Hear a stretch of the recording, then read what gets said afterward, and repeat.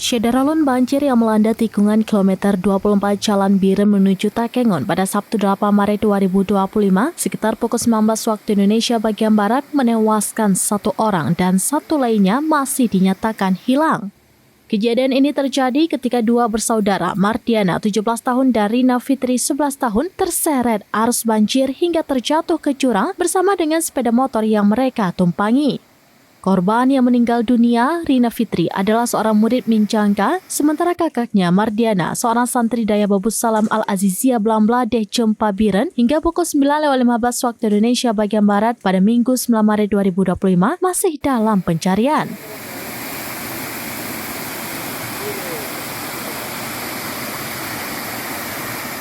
Keduanya merupakan warga desa Blangrakal, kecamatan Pinturi Megayo, Bener Meriah yang tinggal bersama neneknya di desa Menasah Krung, Cangka, Biren. Menurut laporan, kedua korban sedang dalam perjalanan menggunakan sepeda motor Honda Beat menuju rumah orang tua mereka di Pinturi Megayo ketika motor yang mereka tumpangi kehilangan kendali dan terseret arus banjir luapan sungai sedalam lebih dari 6 meter.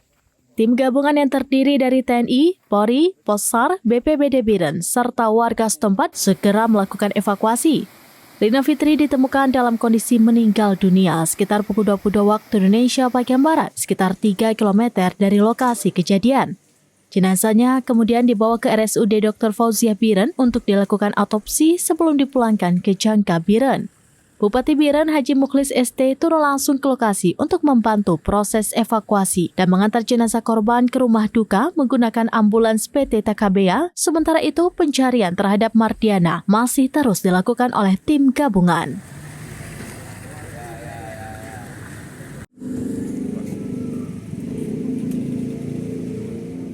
Dari Biren, Yusmandin Idris, serambinews.com. Download Tribun X sekarang. Menghadirkan lokal menjadi Indonesia.